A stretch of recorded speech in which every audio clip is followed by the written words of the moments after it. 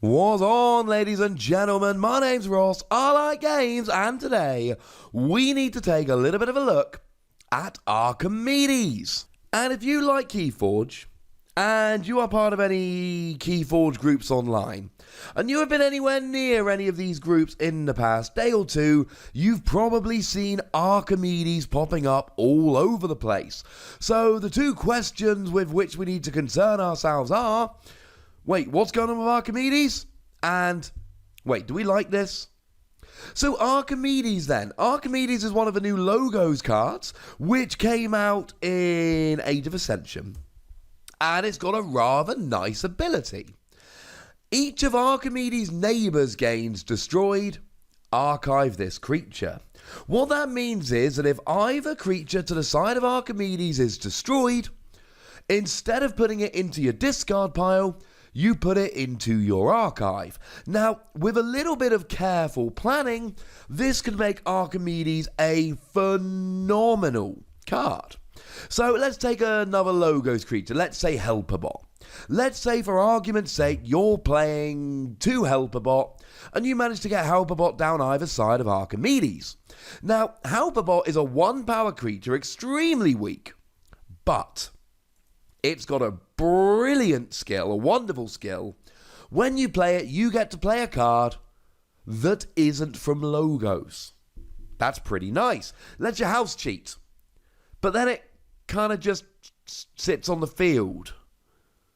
And fine, maybe you get to reap with it a couple of times. That would be good. But outside of that, it's not a great creature. So really, what you want to do with Helperbot is reuse it. So you have to kind of get it destroyed, and then maybe you can use something like Exhume. Incidentally, right, the Exhume Helperbot combo is amazing because you basically get to use a discard to use a logos card to use a card from your 3rd house. That just amuses me. Or you wait for your scrap pile to be shuffled up and become your deck and then draw into it. Well, archiving Helperbot is way better. You get 1 on each side of Archimedes, they get destroyed, it gets archived, and then on your next logos turn, you pull them out your archive, replay them, more house cheating, they're great. So if you've got Helperbot down to Archimedes, maybe your opponent plays something like Whistling Darts that does 1 damage to each creature. It destroys Helperbot, except it then goes to the archive. So frankly, ladies and gentlemen, hopefully I've convinced you that Archimedes is good. I could keep going with examples for the rest of the video, but that would kind of defeat the object. Archimedes has a great skill. But the question is, what happens with board wipes? So let's go Unlocked Gateway. It's a very extreme board wiping card. When we say board wipe, we're usually referring to a card that destroys all creatures, but we could use it slightly more broadly to mean a card that destroys many creatures. So Unlocked Gateway destroys each creature on the board. It's an Omega card, so at the end of your turn, you completely wipe the board clear. What happens with Archimedes? Now, what we assumed happened with Archimedes, what a lot of people were thinking happened with Archimedes is all the creatures get destroyed at the same time, the 2 neighbours of Archimedes get put in your archive, all your other creatures go to your discard pile. But it was ruled at a couple of recent Vault Tours, Birmingham and Origins, that is not the case. It was instead ruled that when there is an Archimedes on your side of the field and a board wipe is played, every non-Archimedes creature on your side of the field gets archived.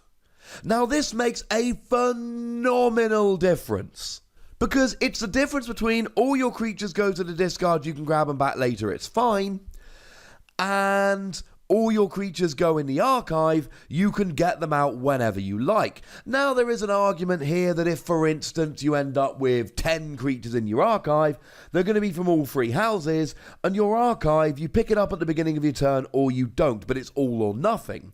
So there is an argument here that if there's too much in your archive from all 3 houses, you basically just end up getting a hand clogged full of stuff and then you don't draw for several turns. But if done properly, you can have, say, 6 more Logos creatures in your hand and just play them all and have a nuts Logos turn. So, make no mistake about it, this makes a huge difference. Now, I'm going to show you one deck in a minute that just, well, it helps to explain things a little bit better. It shows one of the cool combos you can pull off with this.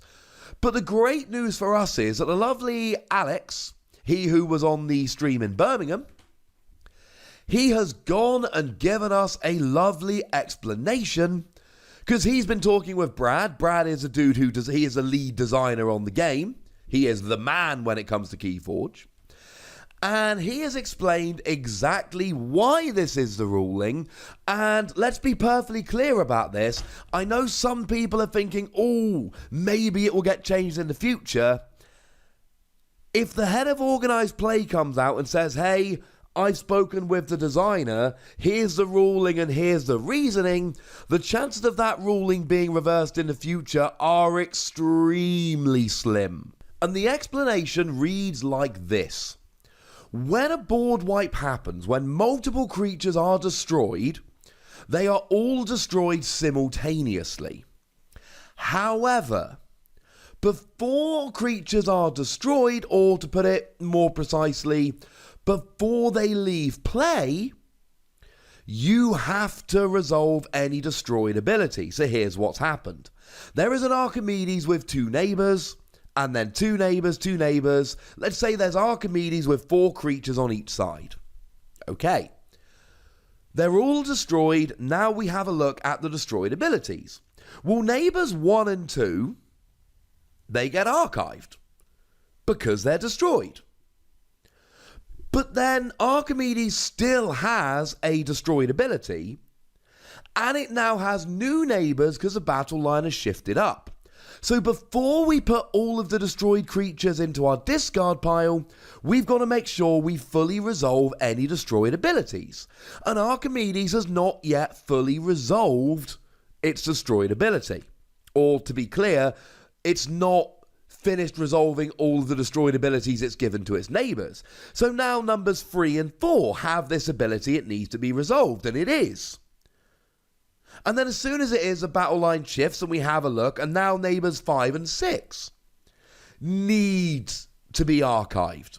So essentially, before you discard the creatures, you have to resolve all the destroyed abilities, and as soon as you archive Archimedes' neighbours, the battle line shifts, the new neighbours get the ability, and they now need to have their destroyed abilities resolved before we can get rid of the creatures. Once that's all done, you're left with Archimedes. Archimedes gets discarded. And I'm fully aware that not everyone is happy with this, and I get that. But this is the way it's been ruled, ladies and gentlemen. And honestly, it seems to make quite a bit of sense to me.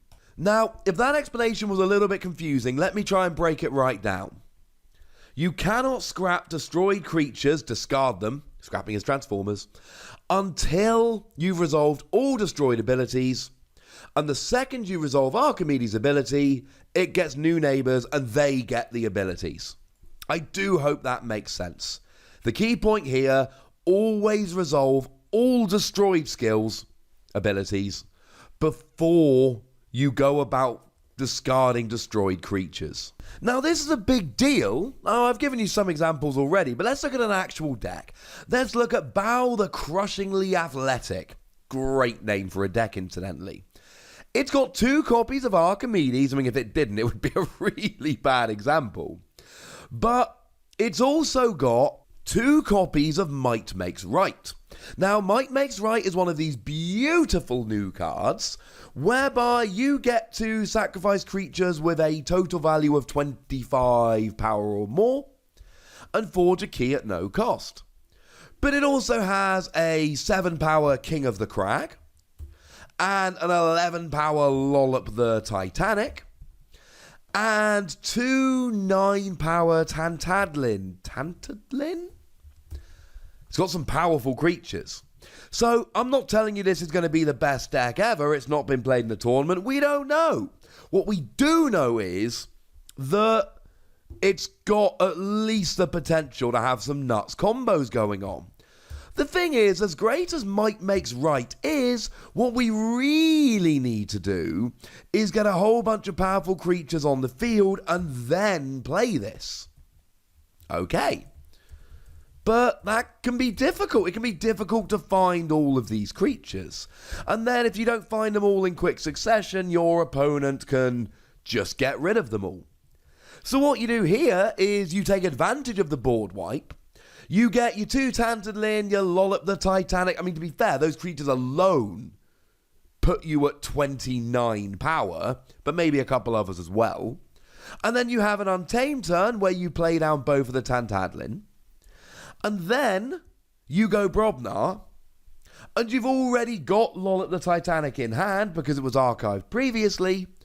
And then as long as you've timed this when you've got a Might Makes Right in hand, you're forging a key. All of a sudden, you can just keep all of these powerful creatures in your archive and bring them out when it's time to play Might Makes Right. And that's kind of the issue here. I know some people don't agree with this ruling, and some people believe that you should just resolve the battle line with the 2 next to Archimedes and then they all get discarded. Though I believe that Alex's explanation there really did kind of put paid to that. And I know for some people it will affect the deck that they want to play.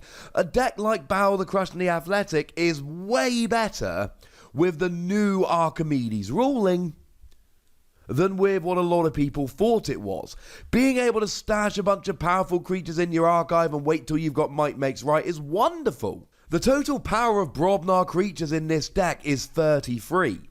So if you can get most or all of them archived, and then just pick out your archive when you're into Might Makes Right, that's amazing. Bearing in mind, Might Makes Right does not have to be ready creatures, so you can play them exhausted and immediately sacrifice them, and that will work beautifully.